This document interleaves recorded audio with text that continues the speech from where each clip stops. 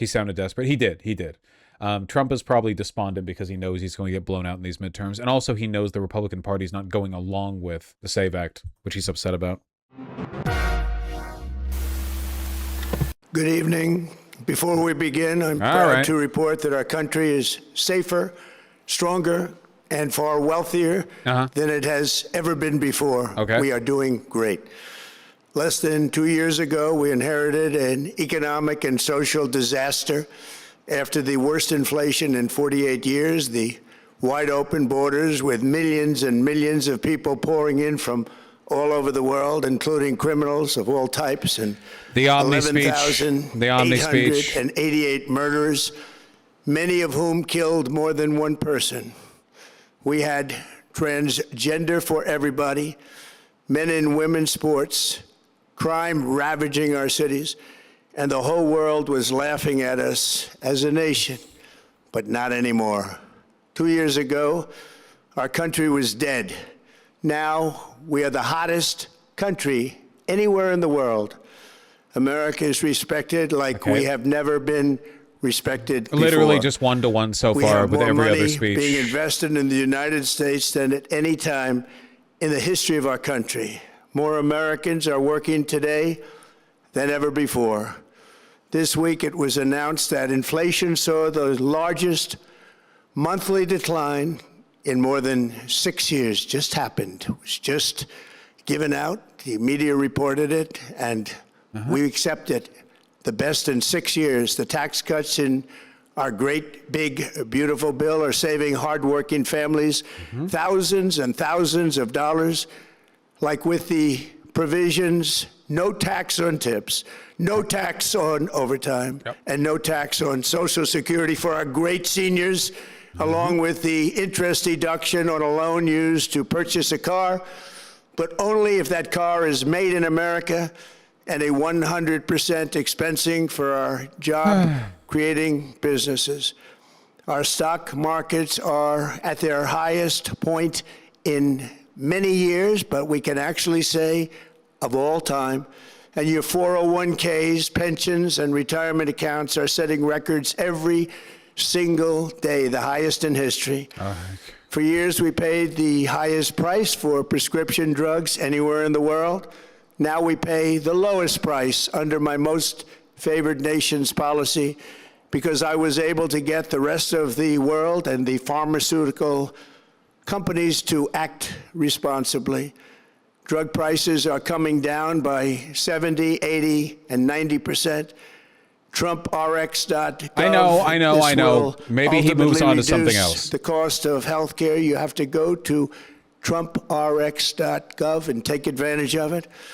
But the cost of health care is coming way down because of what we've done with prescription drugs.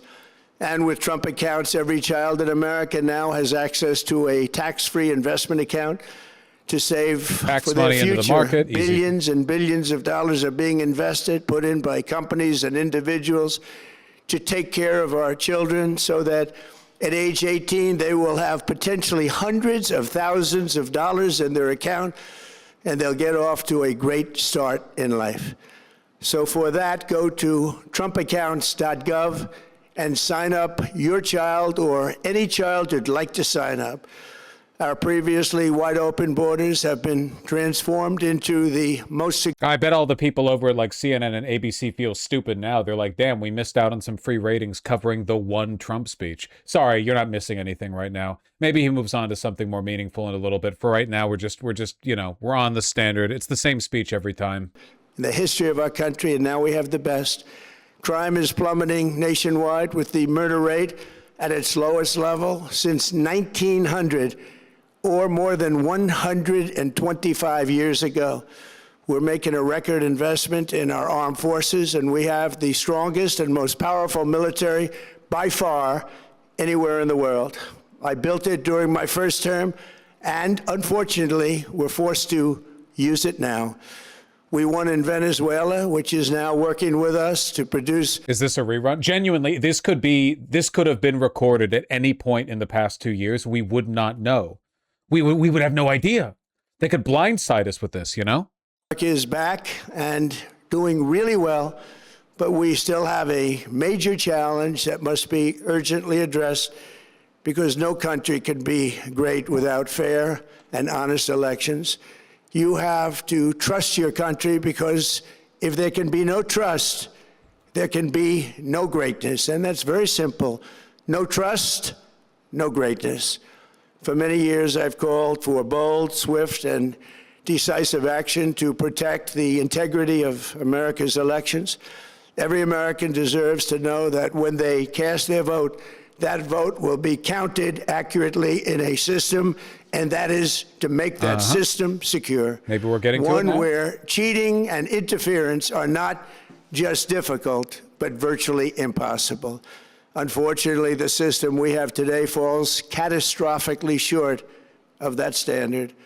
Tonight, I'm announcing the immediate declassification and release of critical intelligence revealing shocking vulnerabilities in our election infrastructure. This evidence shows that the election system we have dangerously exposes, and really exposes like levels never thought possible, to hacking, exploitation, and foreign interference.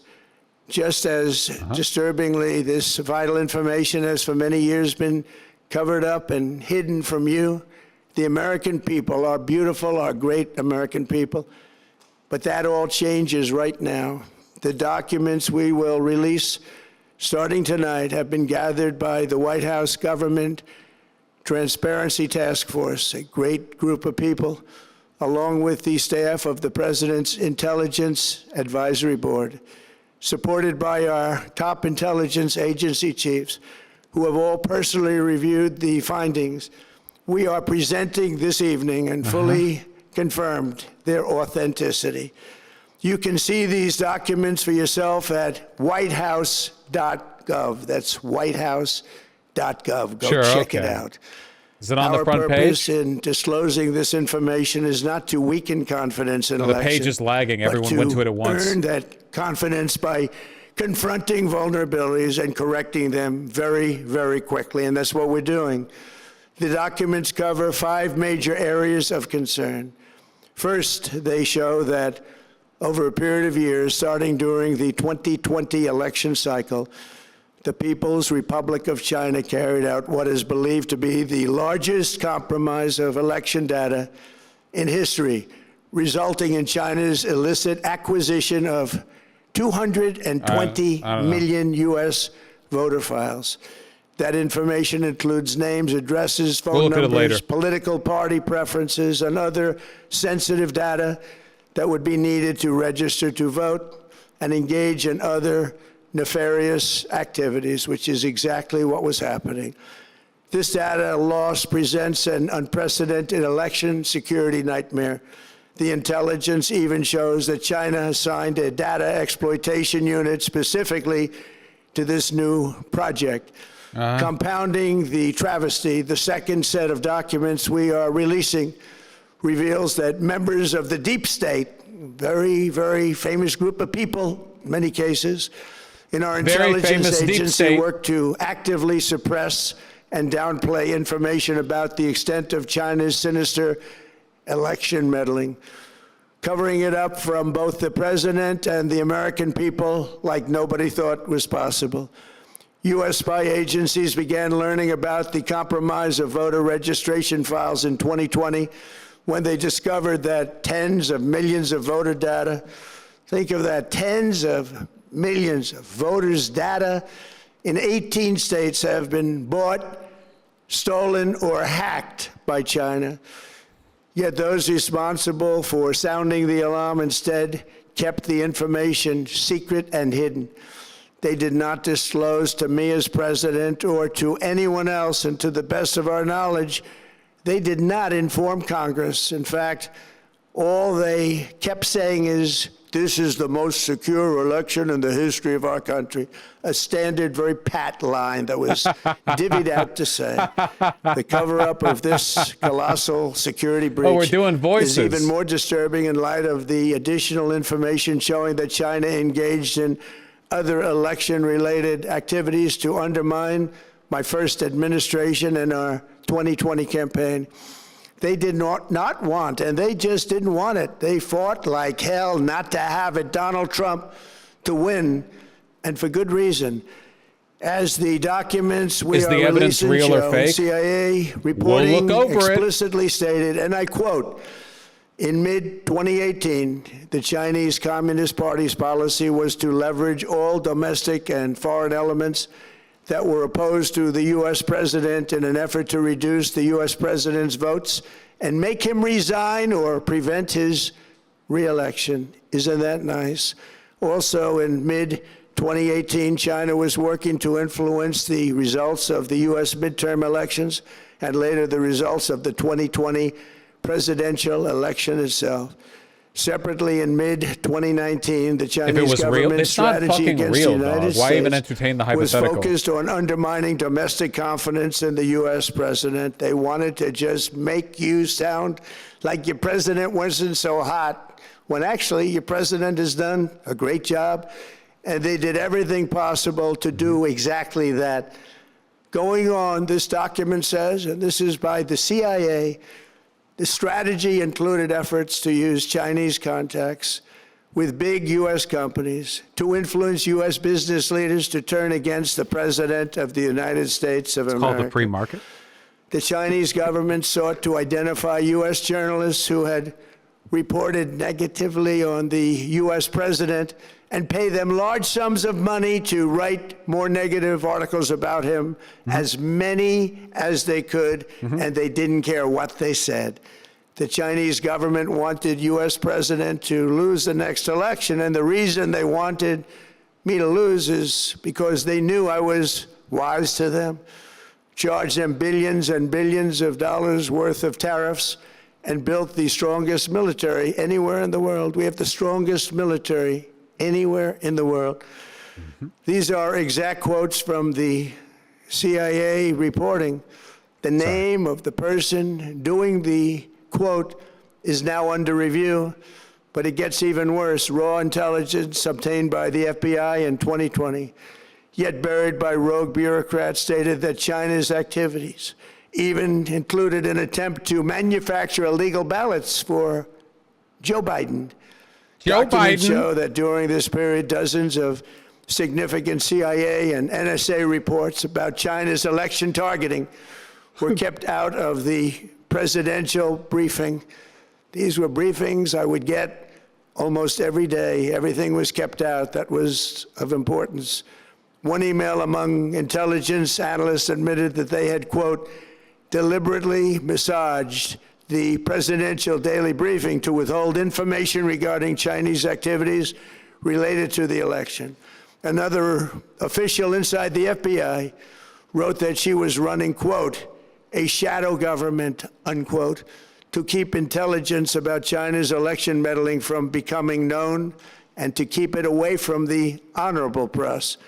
Other officials who witnessed such efforts perceived the motivations to be blatantly political. Recently, we found significant numbers of burn bags in formation, and this is a group of bags that were used to destroy information given by President Barack Hussein Obama to be burned. It was supposed to be burned. These bags were supposed to be at a different level by different people, incinerated and checked, but it never happened. Maybe we got lucky. We believe this was not done on purpose, but rather through gross incompetence of the people that was supposed to burn the bags. But the findings are stunning. Today, I'm asking the Office of the Director of National Intelligence, the Department of Justice, the FBI, and the CIA We don't currently to have investigate how and why such crucial information was hidden, Look into to it. fire those involved in the cover-up, and to file criminal charges, if appropriate, against these people. Yet concealing China's meddling was only the beginning. The third set of documents we are releasing proves that for many It's years, never gonna end. Americans were blatantly lied to about the security of our election infrastructure, including electronic voting machines and ballot counting systems. Dishonest, almost all. They're vulnerable and they're easily compromised, and people within our government knew that. Tonight, we're publishing a series of previously classified U.S. intelligence community assessments and other reports proving that our government has long known these machines are extremely exposed to attack. As one assessment states, we judge that the United States adversaries, including at a minimum Russia, China, Iran, North Korea, as well as non-state groups, This feed's actually AI. It's being generated live. This is like the what was it? The like AI generated Seinfeld episode Twitch channel where you could just watch it indefinitely. Yeah. Capability There's plenty to of material compromise U.S. election infrastructure. That's unquote, but that's some statement, isn't it? Made by supposedly great patriots of our country. This is their Omnis segment. Yeah, it all comes back to this. Further state that, quote, we assess that centralized election-related data repositories, such as voter registration databases, poll books, and other official election websites, are most vulnerable to exploitation, and adversaries could use this access to these systems to disrupt election processes within the United States of America. Tonight, we're releasing all of those findings, and spanning from January 2020 to June 2026. This is a cyber threat aimed at the very heart of our democracy. Many people have questioned whether it could actually be possible to electronically manipulate vote totals or change election results on these terrible machines. Today, we are releasing documents that show the CIA obtained reporting of a specific plot to do a big number in favor of the corrupt Maduro regime in Venezuela. And that's exactly what happened, conspiring to digitally rig their own country's elections in 2020, and that's what they did. This reporting included precise details about methods to regime develop to digitally alter vote totals in ways that could not be detected even with an audit, no matter how deep they went. This intelligence underscores why we must take urgent action to ensure that our own system can never, ever be hacked or compromised like it was in the past. The fourth set of documents reveals that even when significant evidence of fraud has been detected, it has been buried and covered up. Among the disclosures tonight are FBI files detailing evidence of alleged fraud by a large-scale voter registration operation in Michigan. In 2020, Michigan State Police raided a Democrat Get Out the Vote organization, corrupt group in Muskegon. And we're so concerned by what they found. They were just so concerned, they couldn't believe it, actually, that they contacted the FBI in Detroit. The documents state that some canvassers admitted to FBI agents that they signed voter registration forms in other people's names. Well, like I said, we'll go over the evidence when he's done. We're just watching it live right now. And received gift cards tied to their number of applications that they produced. In other words, it was pay, play, and cheat. The FBI agents working on the case believe that crimes were committed, yet the Biden Department of Justice slow-walked the investigation and killed it. Tonight, I'm asking the FBI director to ensure that the matter is fully investigated and to work with the Department of Justice to prosecute those responsible for any crimes. Finally, to reveal just how vulnerable our elections continue to be, we are releasing the results of a stunning investigation by the Department of Homeland Security. According to the DHS review of state voter rolls and public records, they identified approximately 278,000 non-citizens who are registered to vote in federal elections. Since Democrat states refuse to share their voter files, the real number is actually much higher than that. Yet, even this limited analysis found more than 250,000 foreigners illegally registered to vote.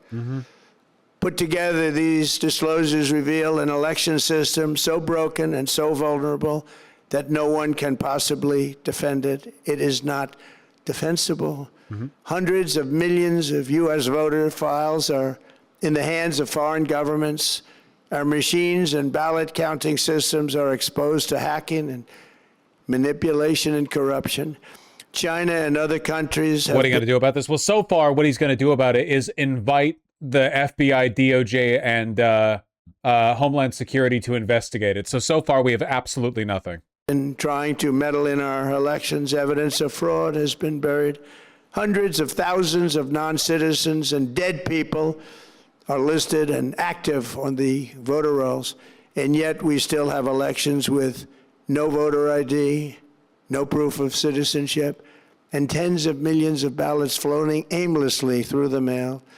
As one example of the insanity, California's recent election for mayor of LA and governor was held on June 2nd, a long time ago, but it was just completed a few days ago on July 10th. Think of that, much more than 1 month. Took a month to count the votes. I wonder what they were doing. This is worse than any third world country. There's no third world country that... MAGA might attack voting centers because Trump said there's fraud. I don't know if you remember this, but the last time there was an election while Trump was president, he led an insurrection on the Capitol building. So I was expecting attacks on voting centers anyway, to be honest with you. As elections like that was the last time there was an election while Trump was in office. NBC and ABC fake news have both said that they would not cover this speech. They knew what it was about because of the fact that they don't like the topic, because they know how corrupt our system is and they don't want to reveal it. They and others in the media are part of a plot. They want to continue this fraud for whatever reason. They want to keep it going. They want to protect the radical left. They can't have a great country, and that's true. You can't have a great country without free and fair elections. Fraud like this should mean a revocation of their licenses. They use our public multi-billion-dollar in value airways for absolutely no money. They pay nothing. All we want is honesty in our elections and honesty in reporting. They pay nothing for multi-billion-dollar assets. Great damage has been done to our country. Our elections were left vulnerable to being rigged and stolen, and the trust of the American people was lost. This cannot be allowed to continue. Every American, whether you're a Republican, Democrat, Independent, or otherwise, should be able to agree that we deserve the most secure, honest, and fair election system anywhere in the world. Secure elections should be a partisan, really, we should be bipartisan? Together. Democrats, Republicans, Independents, everybody. And it should not be a partisan issue. It should cause to unite us, not to divide us. This should be a cause. We should be united, not divided. In light of the brand new and irrefutable information. He sounds so fucking upset. Like, in spite of everything, it does bring me a lot of joy to know that he actually is upset that people don't like him. Like, I do think there's a bit of genuineness behind all of this, in the sense that, like, he actually cannot mentally handle the idea that people just fucking despise him. I have revealed tonight, my administration is in the process of notifying the states whose election data was compromised by the People's Republic of China. Could have been an email. We will be working closely to mitigate any harm, and we're taking swift action to ensure that sensitive voter data is better protected so we can never be bought, we can never be hacked, and we can never watch a stolen election again. Tomorrow, the Secretary of Homeland Security will hold a briefing to outline his department's recent work confirming cyber vulnerabilities in our electronic voting systems. They are bad. We're in the process of informing governors, senators, and members of Congress of potential issues in their states. If you look at voting today, it's in such bad shape in so many states, and we are committing to fix it. It could have been a truth post. This could have been a truth post that I paid a $100 a month subscription to see 2 microseconds earlier than everyone else. I agree. And we're also committing to be working with those states and local jurisdictions to help them fix and patch known technical vulnerabilities before the midterm elections. We have very important elections coming up. We want those elections to be honest. I've also ordered DHS to notify every state about non-citizens on their voter rolls and direct them to remove all. Okay, I'm sorry. This is really stupid. I've been linked multiple times the White House page that details the information that he's going over here. This was the first one that I opened up, the election integrity page, and this is one that was just linked to me right here. And if you look between these two, there's exactly one change they've made in the past 15 minutes to this website, and it's they removed key right here. Below, you can download key documents and reports addressing key areas of election integrity, and they were like, only one key. Below, you can download documents and reports addressing key areas of election integrity. Nothing sells the credibility of this drop that they're still like live editing it for redundancy. Jesus Christ. So embarrassing. Ineligible voters from the lists immediately. But most importantly, addressing this crisis of election security demands that Congress must pass the Save America Act. Uh-huh. How easy is that to do unless you want to cheat? The only reason you wouldn't do it. Like, I think he's genuinely upset. I really do think he's being sincere here. I mean, and your candidates are so pathetic that you can't get away or can't get elected any other way. This landmark bill requires that all voters must show photo, voter ID. How simple is that? Could I have your photo, please? Photo, voter ID. All voters must provide proof of citizenship. Are you a citizen of our country, please? And hopefully there will be no corrupt mail-in ballots, which if you watched California and so many other places, mail-in ballots are inherently corrupt. So you would have no mail-in ballots except for illness, disability, military deployment, or travel if you're going away on business or vacation. These reforms are urgently needed to stop the vulnerabilities that I've mentioned. To all Americans, I ask you to pick up your phone tomorrow, call your representatives in the House and Senate. So that's the only thing that's happening here. This is just another excuse to beg for the passage of the SAVE Act. And demand he's begging. He's fucking begging. The Save Hands and knees. America Act without delay. Together we will restore faith and confidence in our country, and we will be bigger, better, and stronger than ever before. Thank you. God bless you. That's really it. God bless our great military, and God bless America. Thank you very much. Jesus Christ. Okay, so it's just him begging to pass the SAVE Act. He has been throwing a tantrum over this for months. He tried to hold up the bipartisan housing bill, which ended up passing without his signature. It's literally just, please, God, please, pass the SAVE Act, please, I beg of you, please. Yes. The Hill, Senator Tom Tillis, from today, goes scorched earth on SAVE America Act, threatening to stall it. If I see a reconciliation bill come from the House with another failed attempt to confuse this election, I'll use every device I have available to slow down the wheels of government until people cop a clue and do the math, Tillis said, nearly shouting on the Senate floor. They don't like it. They don't like it. They don't like the SAVE Act. That's it, man. Really? It's just to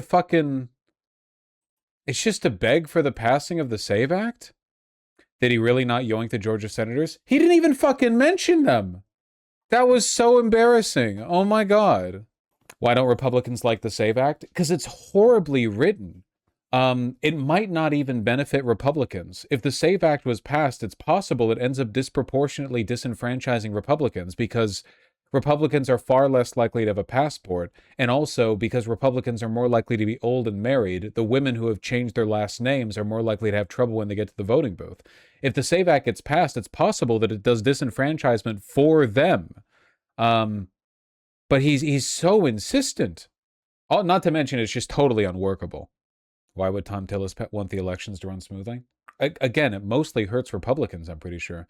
Do you think he misunderstands what the SAVE Act is? I don't think he knows anything. I don't think he knows anything. I think he thinks that he really did get cheated out of a win in 2020 and that he's trying to fix it. I think he's genuinely mad about it. I think that he thinks that his actual approval rating is probably in the high 80s. He's so gone. Anyway, I was skimming over this while we were listening, and like, there's really nothing here. China's acquisition and exploitation of American voter data. Members of the deep state in our intelligence agencies work to actively suppress and downplay information about the extent to China's sinister election meddling. I am not downloading a fucking zip file from the White House. I'm not doing it. Are you fucking kidding me?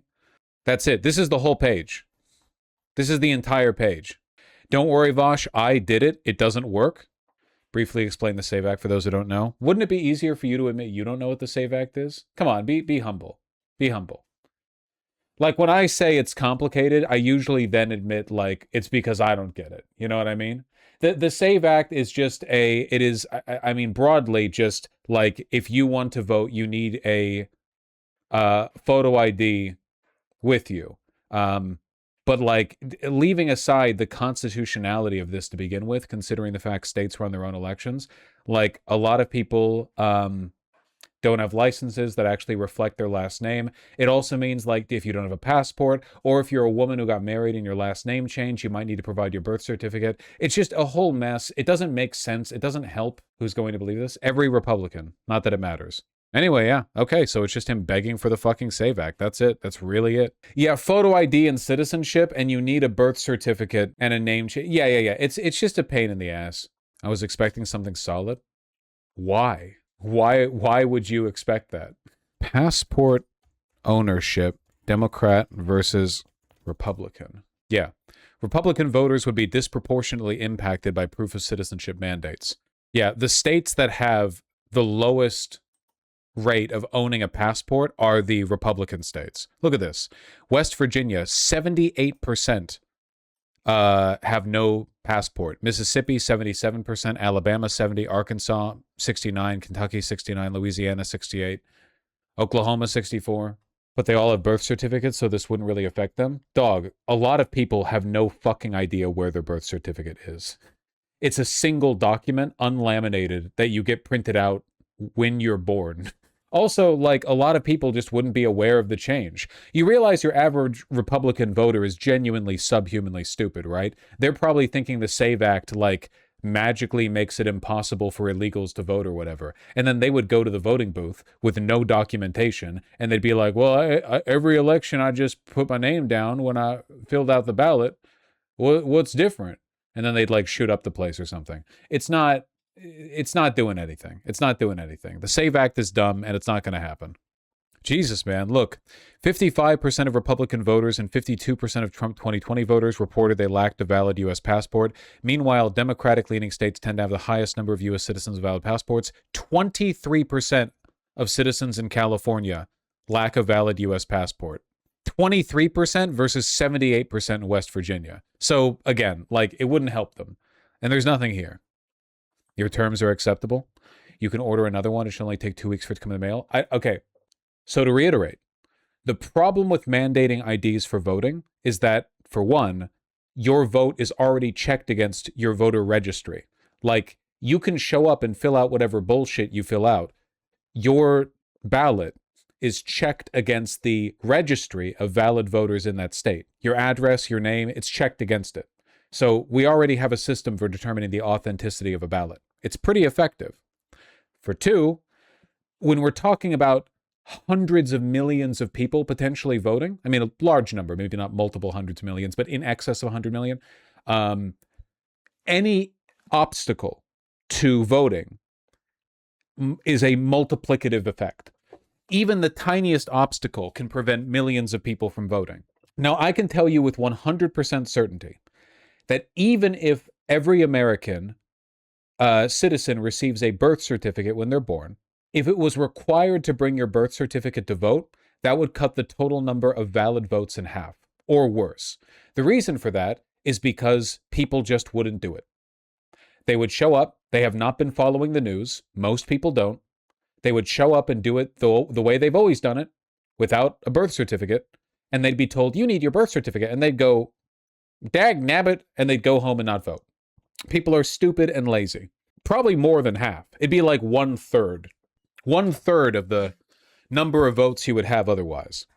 I'm sorry, I'm a Canadian. We already have to show a photo ID that has our address, or a bill that has our address that matches our voter card that arrives in the mail. We don't really have a problem. Okay, so again, in America, we don't get a voter card. by default. You have to manually register to vote, and the ID that you bring is not necessarily guaranteed.